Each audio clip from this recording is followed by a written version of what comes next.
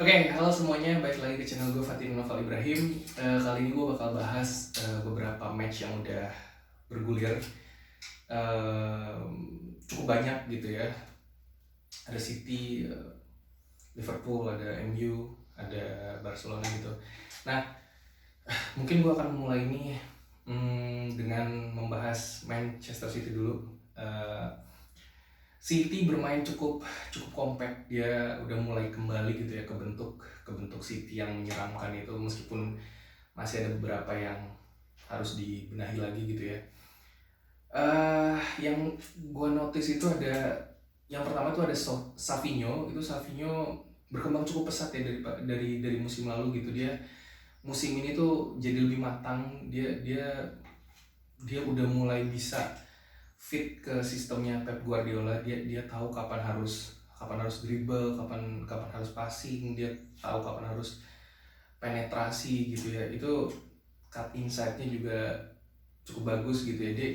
Dia bisa cukup dewasa lah untuk akhirnya masuk ke sistemnya Pep. Dan sayang banget Oscar Bob belum bisa melakukan itu gitu ya, which is nggak apa-apa juga karena Oscar Bob juga masih muda gitu ya. Nah sayangnya hal itu tidak bisa ditawarkan oleh si Jeremy Doku. Ini udah musim kedua Jeremy Doku bener-bener dia visinya nggak ada sama sekali. Dia dribbling nggak jelas beberapa kali dan selalu diantisipasi oleh backnya Palermo gitu ya. Sayang banget gitu ya. Dan gue nggak ngerti kenapa Pep lebih memilih Jeremy Doku daripada Jack Grealish gitu. Itu menurut gue ya terlepas dari masalah, ya mungkin ada masalah internal gitu ya, tapi Jack Grealish jauh sih kualitasnya. Dia lebih punya visi dan lebih bisa mengatur tempo daripada Jeremy Doku gitu. Dan gue berharap Jack Grealish bisa main sih season ini ya, daripada harus mainin Doku, karena beberapa kali ini orang hilang bola terus gitu. Satu duanya juga nggak bisa gitu, padahal sistemnya Pep yang menuntut itu gitu, harus bisa one to pass dan harus kerja sama antar pemain gitu. Biasanya kalau kalau pemain sayap ya harus bisa bermain dengan back sayapnya gitu. Nah itu bisa ditawarkan oleh Savinho, tapi tidak bisa diakomodir oleh si Jeremy Doku ini gitu. Itu di sisi depannya Haaland, dia udah mulai, sebenarnya bukan mulai ya, tapi dia selalu tajam sebenarnya. Terbukti season kemarin dia juga 2 digit gol gitu, 20 gol kalau nggak salah lebih. Ya karena dia mendapat mendapat umpan yang matang gitu. Dia harus disuplai gitu. Dia bukan tipikal yang mencari bola sebenarnya, meskipun terkadang dia turun, tapi ya tetap dia harus disuplai. Dan itu harusnya bisa dilihat atau bisa terlihat di season ini, karena kita punya, atau City punya satu pemain ini yang bakal gue sebutin, Cherki luar biasa kemarin. Beberapa kali progresif passnya juga cukup bagus gitu ya. Di tengah dia bisa menguasai lini tengah dengan sangat baik, dominan banget City di lini tengah. Selain Cherki ada juga yang harus di mention, yaitu Tierney Reinders. Di video sebelumnya gue juga udah bilang ini pemain bakal cocok banget dengan sistemnya Pep, karena ini orang benar-benar free roll sebenarnya. Dia bisa bermain di nomor 6, dia bisa bermain di nomor 8, bahkan dia bisa juga bermain di nomor 10 seperti yang ia tunjukkan di pertandingan tadi malam ya gitu. Jadi ini orang meskipun bisa DMF, tapi dia punya naluri gol yang cukup bagus. Dia punya shooting, dia body balance-nya luar biasa, dia tinggi tapi dia punya agility yang cukup baik gitu ya, sehingga dia bisa bermain di nomor 6, nggak di nomor 6, di nomor 8, atau di nomor 10 bahkan ya. Mungkin nomor 10 masih punya Bernardo Silva ya, atau Phil Foden, tapi kalau misalkan dua orang itu deadlock ya kita bisa mainin Tierney Reinders gitu, dengan oportunis main shooting atau langsung penetrasi ke depan, dan itu bisa ditawarkan oleh Tierney Reinders. Cukup baik City. Kita mungkin selanjutnya ke Liverpool. Nah ini yang gue khawatirkan ya dari Liverpool, kehilangan Luis Diaz ini benar-benar kerasa banget. Gakpo sebenarnya bisa mengakomodir kehilangan Luis Diaz, tapi permasalahannya yaitu tadi ketajaman Luis Diaz ini memang belum bisa dihadirkan oleh Gakpo. Mungkin secara penetrasi Gakpo oke gitu, tapi ya secara klinikal belum dipunyai oleh Gakpo gitu. Terlihat semalam juga harusnya peluang itu jadi gol si Gakpo, tapi ya belum bisa jadi gol gitu. Mau salah ya Bing, mau salah memang menakutkan ya memang ya kalau misalkan lagi top performnya gitu ya, tapi kalau misalkan lagi underperform satu Liverpool roboh semua gitu ya, seperti 2 season lalu Salah nggak kelihatan ya, atau bahkan season kemarin juga ketika ada masa-masanya Salah nggak atau underperform ya Liverpool juga nggak kemana-mana gitu, apalagi nggak ada Luis Diaz di sisi kiri, kehilangan Jota di tengah gitu ya. Nah untungnya kedatangan Ekitike, sebenarnya gue masih bingung dengan Ekitike ini, terlepas dari golnya yang memang cukup bagus itu kelas banget gitu sebagai striker, dia bisa pressing kayak gitu, tapi terlepas dari golnya itu Ekitike juga ngebuang peluang banyak banget.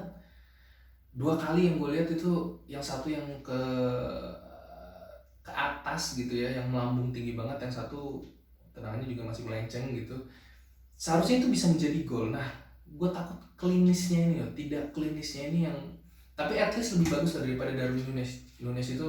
Kalau misalkan pendukung Liverpool masih ada yang menyayangkan, ya mungkin menyayangkan karena Nunes itu sebenarnya bisa ngebuka lini belakangnya karena dia punya speed dan lain-lain, tapi finishing Nunes ini jeleknya minta ampun gitu, parah banget, kayaknya masih bagus gua gitu loh sebagai striker gitu ya, bener-bener parah banget ini Nunes. Jadi gue cukup mengerti kenapa Liverpool melepaskan Nunes, tapi menggantinya dengan Ekitike juga tidak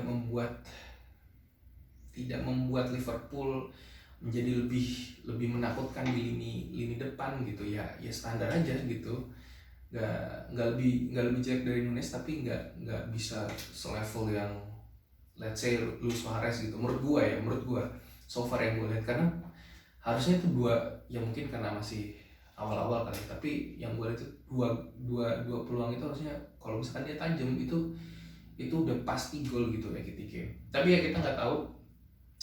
Terus Florian Wirtz itu ya, menurut gue harusnya dia bisa menjadi otak serangan. Kita tahu Liverpool sekarang pengen main dengan playmaker gitu. Nah itu yang coba harusnya diakomodir oleh si Florian Wirtz, tapi gue belum lihat. Beberapa kali memang passingnya berbahaya, tapi belum yang sematang itu dengan levelnya, ya mungkin levelnya Kevin De Bruyne atau levelnya minimal Bernardo Silva atau Phil Foden saat top perform gitu ya. Dan Florian Wirtz kemarin di laga kemarin itu belum bisa menawarkan itu. Seharusnya dengan harga segitu gue expect lebih banyak sih dari Wirtz ini ya. Harusnya dia bisa benar-benar jadi supplier untuk kanan kirinya gitu, atau minimal banget untuk jadi perusak di lini tengah. Karena di lini tengahnya itu Liverpool kalah banget gitu ya kemarin. Crystal Palace itu kan kita tahu ya, dia bermain dengan otot gitu. Sar bermain juga cukup bagus gitu, bener-bener dinominasi sih kalau menurut gue lini tengahnya. Seharusnya kalau misalkan rencana Liverpool adalah seperti beberapa musim sebelumnya dengan nge-skip lini tengah, gue masih wajarin. Tapi kan lu beli Wirtz itu pertanda bahwa lu pengen kuasain lini tengah gitu, yang sebelumnya lu tidak bermain seperti itu. Tapi mungkin belum, tapi dari laga kemarin bener-bener diobok-obok lini tengahnya. Terlebih lini belakangnya tuh ya Van Dijk masih dengan blunder-blundernya 2 kali itu kan gol kecolongan dari, harusnya kesalahan Van Dijk gitu ya. Yang satu dia salah perhitungan gitu, akhirnya penalti, dan satunya jadi telat buat nutup gitu ya. Nah menurut gue masih cukup berbahaya untuk Liverpool ini. Alarm kalau misalkan mainnya masih begini terus, ini berbahaya banget sih. Curtis Jones juga aduh, come on, kenapa Curtis Jones masih dipertahanin gitu? Gue bingung sama Liverpool ini. Aduh, ini main jelek banget, bener-bener kontribusinya. Dia ada satu momen yang dia rebutan nutup sama si Konate, harusnya itu bisa ditutup oleh Curtis Jones, tapi ya bukti bahwa pemain Palace bisa sampai ke Konate itu kan, ya itu kesalahan Curtis Jones gitu ya, yang seharusnya tidak terjadi gitu. Nah itu untuk City, terus Liverpool ya. Yang ketiga ada Manchester United. United bermain cukup bagus ya sebenarnya ya. Dia terlebih yang gue notice ini ada dua, si Mason Mount sama Bruno Fernandes itu. Nah ini harusnya tuh MU di lini tengahnya bisa menang, karena Mount sama Fernandes ini dua-dua playmaker atau attacking midfield yang dia punya otak banget gitu. Seharusnya ini yang ditawarkan dari musim sebelumnya gitu, tapi kenapa nggak pernah kelihatan. Dan semoga musim ini kelihatan, karena gue lihat cukup cair, benar-benar apa yang diinginkan Ruben Amorim itu udah terlihat sistemnya gitu ya. Bomo juga main cukup cukup bagus gitu. Lenioro juga main cukup bagus, dia beberapa kali interceptnya bener-bener kelas banget itu, nutupnya gila gitu. Gue lihat wah keren banget, kayak main udah lama gitu Lenioro di United gitu. Mentalnya ada banget gitu, apalagi belum ketambahan Martinez kan di situ, masih Harry Maguire. Maguire juga cukup bagus anyway, dia bisa ngimbangin Lenioro di belakang gitu. Cukup bagus lah United, gue cukup senang itu. Amad Diallo juga main, meskipun belum seberbahaya musim lalu ya, tapi oke lah untuk untuk pertandingan kemarin gitu. Amad Diallo oke. Ini gue cukup terkesan dengan MU ya. Harusnya, nah yang sistem kayak gini nih yang harusnya dibentuk dari beberapa musim sebelumnya. Main simple aja, kombinasi tiga pemainnya udah mulai kelihatan, passingnya juga udah mulai akurat gitu ya. Sayang banget tinggal di depannya sih. Gue harap Sesko nanti datang bisa menawarkan gol seperti yang dilakukan ke atau seperti yang dilakukan Gyökeres ke Arsenal. Nanti kita bahas Arsenal btw. Itu mungkin harusnya Sesko bisa menawarkan itu ya. Kalau misalkan tadi Mason Mount sama Bruno Fernandes bisa menawarkan key passes yang bagus gitu ya, terupas, kayaknya harusnya season depan cukup oke lah. Gue yakin MU bisa di 6 besar lah minimal banget gitu ya, 6 besar atau 5 besar sih bisa harusnya dengan permainan kayak gini gitu ya, kalau konsisten gitu.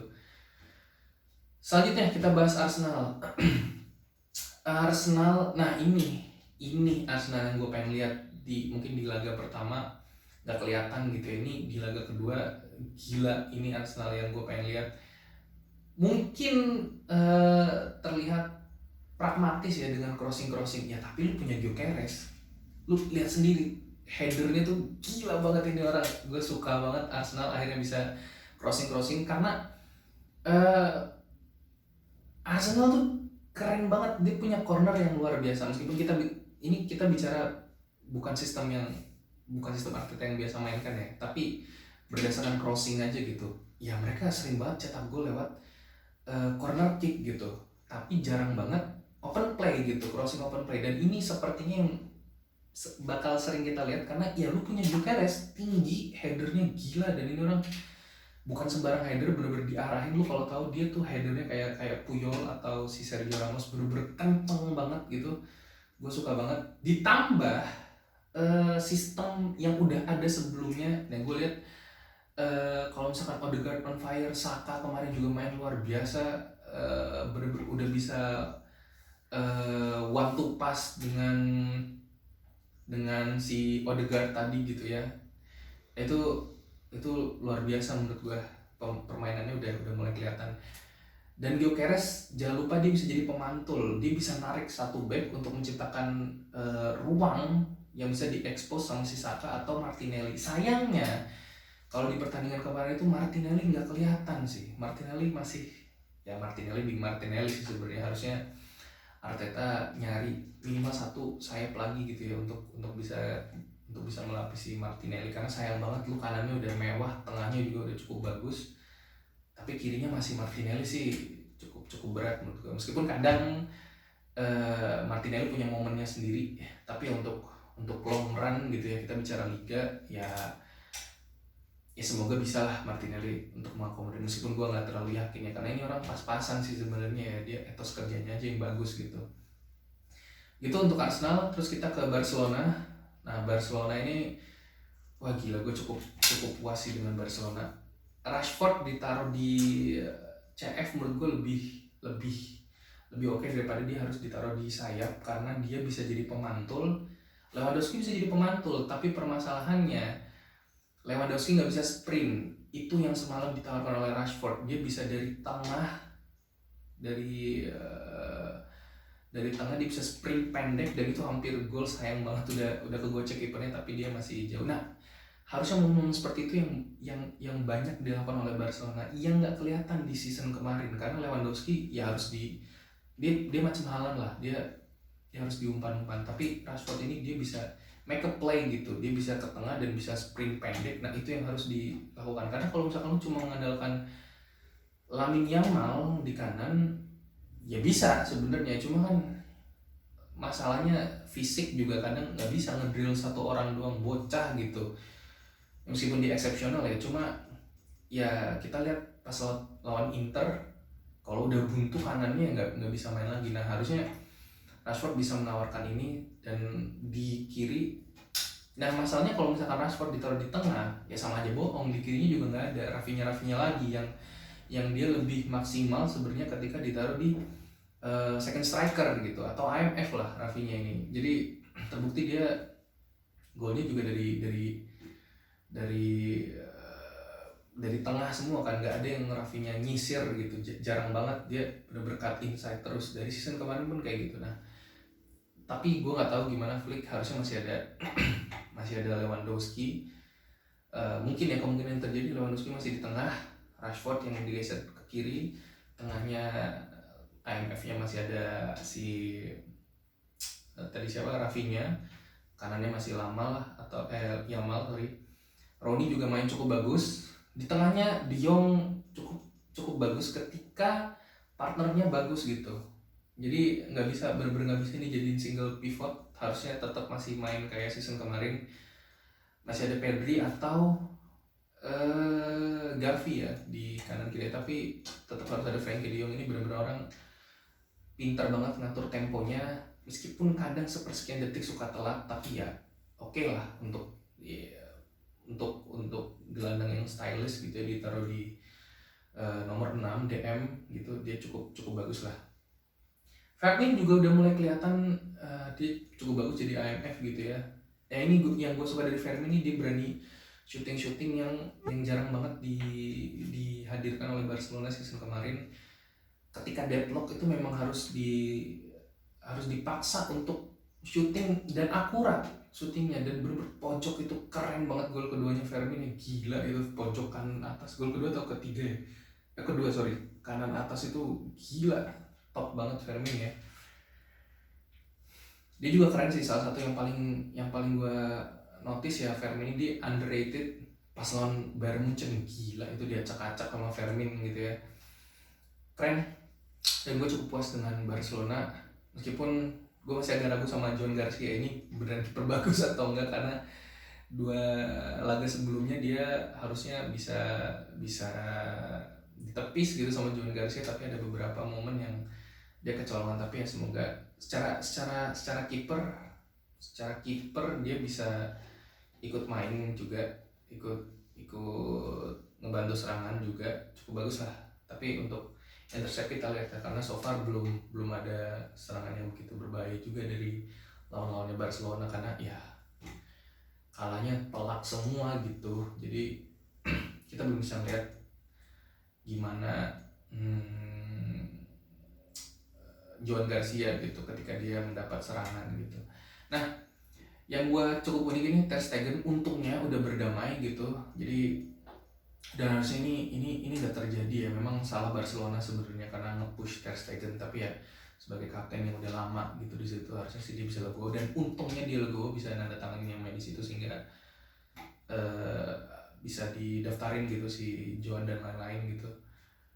eh Inigo, kehilangan Inigo. Nah gue bingung kenapa kenapa banyak banget yang pengen Araujo out gitu ya, karena Araujo ini menurut gue aset just because he can do offside trap bukan berarti dia jelek dong. Maksudnya ini orang gila, lu kapan lagi dapet center back yang gede bisa duel one on one gitu ya. Ya kalau misalkan lu nggak bisa ngambil offside trap gitu ya, memang lu harusnya nggak main offside trap. Offside trap itu kan membuktikan bahwa lu nggak berani 1 lawan 1. Bahwa Barcelona bisa main offside trap tahun kemarin yang ekstrim banget itu kan sebenarnya kekhawatiran Flick, karena Barcelona nggak bisa 1 lawan 1 waktu itu, jadi diakalin dengan offside trap. Ya kalau misalkan kebobolan, kalau misalkan kecolongan kayak Munchen gitu, untungnya Munchen masih kalah, tapi kan beberapa kali offside trapnya lepas terus gitu.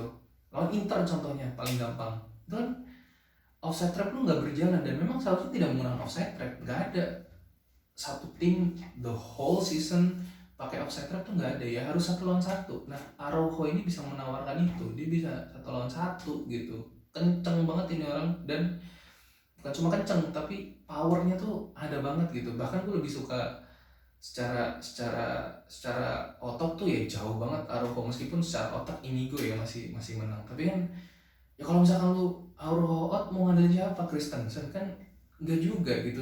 Christensen masih rapuh juga, kadang juga injury prone juga kan, susah juga. Jadi memang menurut gue paksain aja udah Araujo sama Kubarsi di belakang gitu, otaknya biar di Kubarsi, yang intercept biar Araujo gitu. Itu menurut gue sih.